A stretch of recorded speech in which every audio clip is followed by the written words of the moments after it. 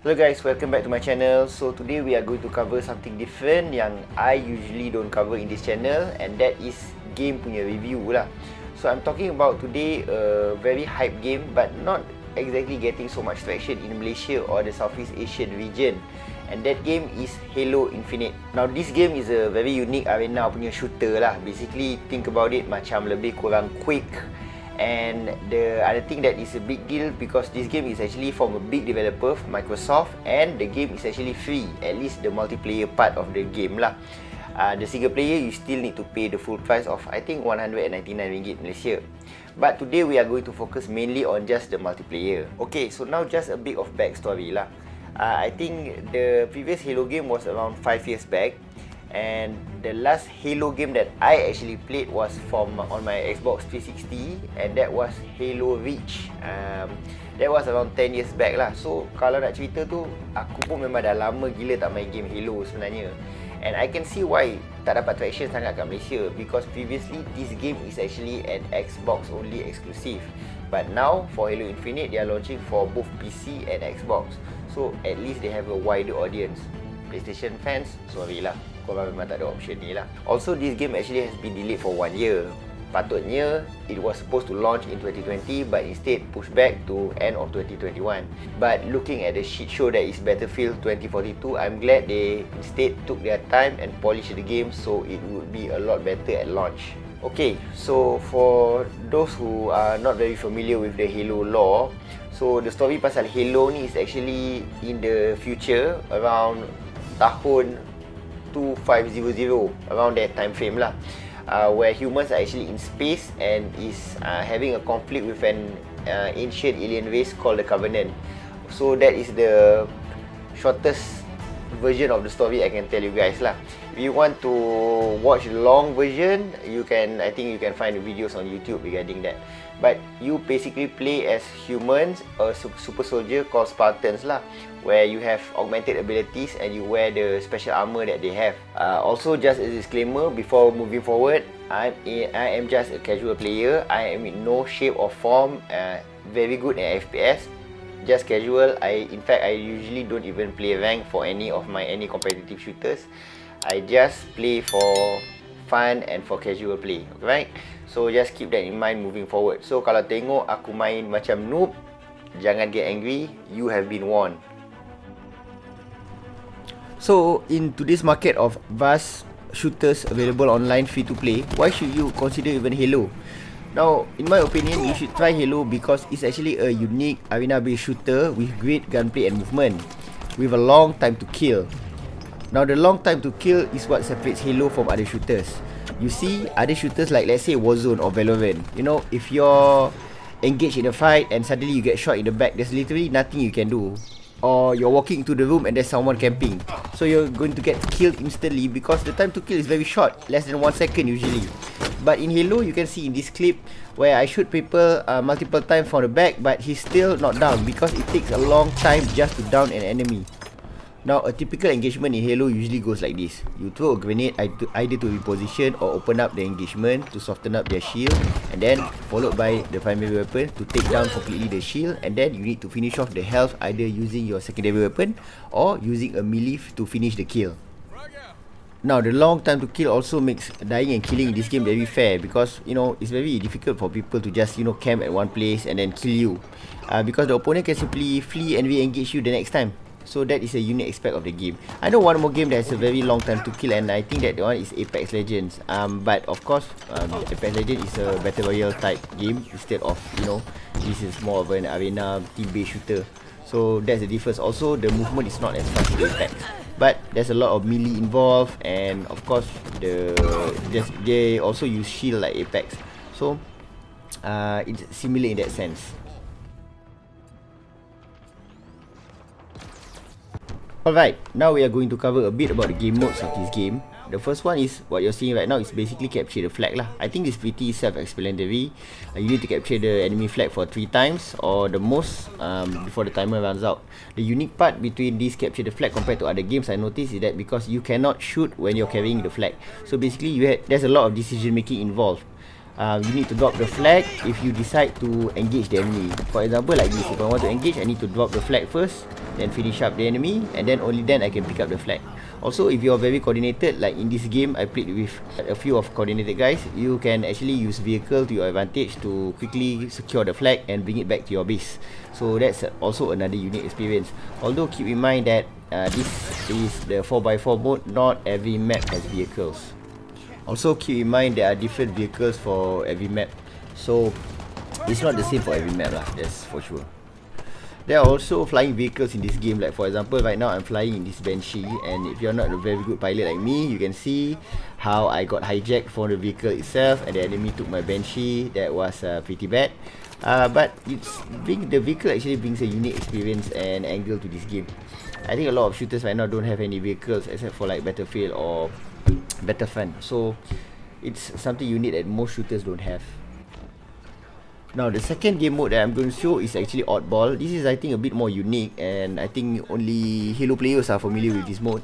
So basically both of the team actually fight over a skull. Basically you need to hold the skull and you need to accumulate points for your team. So the thing that is unique is the same as previously lah, as I said at the capture the flag. When you hold the skull like this, you can't shoot, so you can only depend on your teammates to protect you lah. You can of course drop the skull and to re-engage, but you cannot shoot and hold the skull at the same time. Also when you're holding the skull, just like holding the flag previously, your movement speed is a bit more slow. So essentially what's going to happen is that when you're holding the skull, the team that is holding the skull is a bit on a disadvantage because it's basically a 4 versus 3 situation most of the time. So this is a very unique, and other than capture the flag, this is also another mode that I really like in Halo.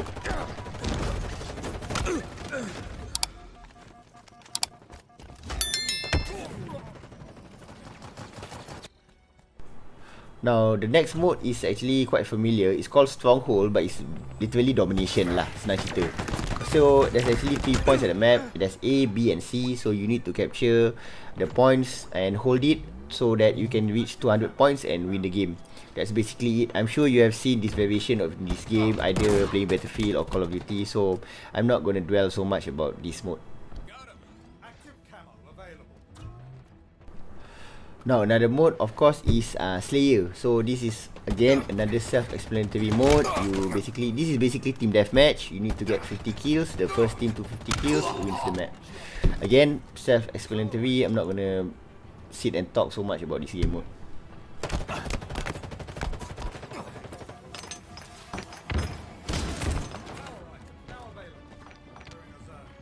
Now, other than the usual objective-based 4x4 game modes that I previously mentioned, there is also one more bigger scale battle, which is the big team battle lah. This is basically played at a larger map, and it's basically a 12 versus 12 operation. There's a lot more power weapons, vehicles, and other accessories and toys you can play in this map. However, this is not my preferred game mode, simply because I feel that playing 12 versus 12 in a larger map requires a lot more coordination to complete objective. And as of right now, I'm mainly playing Halo alone. So the issue is that maybe in the future when there's like Facebook group of Halo Infinite players and Discord servers where a lot of players are playing Halo, maybe I would enjoy big team battles in the future more. But for now, I prefer just the regular multiplayer.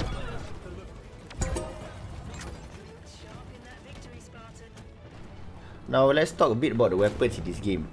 So weapons dalam game ni memang berlambak. More than 20 weapons is available, but it's mainly divided into 2.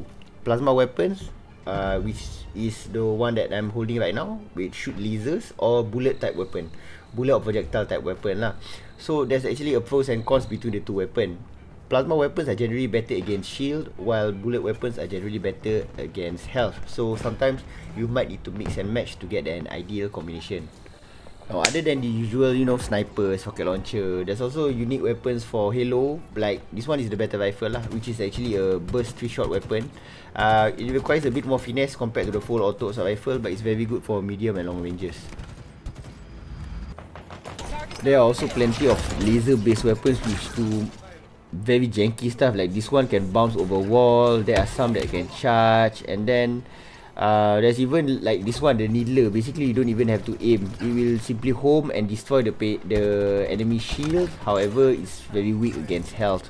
So there's a lot of unique weapons in Halo. I'm not going to go into in depth for each weapons, but I'm just going to give you a rough general idea of the types of weapon you can expect in this game.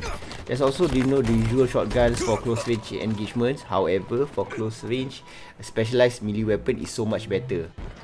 Now, one of the best melee weapon that I was talking about is this one. This is a gravity hammer. It's actually, like all melee weapons, this is actually a one-shot kill. However, the unique part about the gravity hammer is that it has a large AoE, so you can actually kill multiple enemies using this hammer. However, my favorite melee weapon is actually the energy sword, because you can move very fast. There's a bit of lunge when you're using it, and you can basically rip enemy to shreds. Like I said, glorious.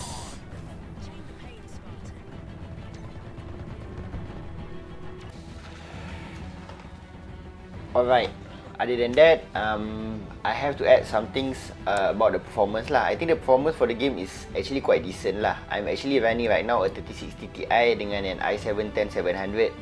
So I'm getting around, using an ultra wide monitor, keep that in mind. So I'm getting around, I think around 90 FPS at my current settings. Depending on your spec, it could be better, it could be worse. But I will say this, even the game looks great even if you are running at low quality settings. So there's not really much issue. I think compared to, you know, other games, I think the performance is actually quite decent lah. There's not a lot of stutter or bugs or things like that. Otherwise, I really think you should give Halo a shot lah. Halo Infinite a shot. It's a free game, you have nothing to lose. Definitely it is something different from all other shooters out there. So at least it's something new and fresh.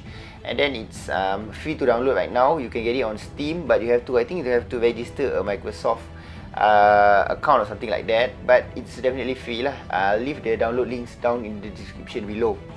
Otherwise, as usual, thank you so much for watching the video until the end. If you find this video useful, do leave a like and subscribe. I know it sounds cliche, but do help a fellow Southeast Asian YouTuber out. And if you guys want to play with me, just add your gamertag ID down below, and maybe we can work something out. Otherwise, see you guys next time. Ciao.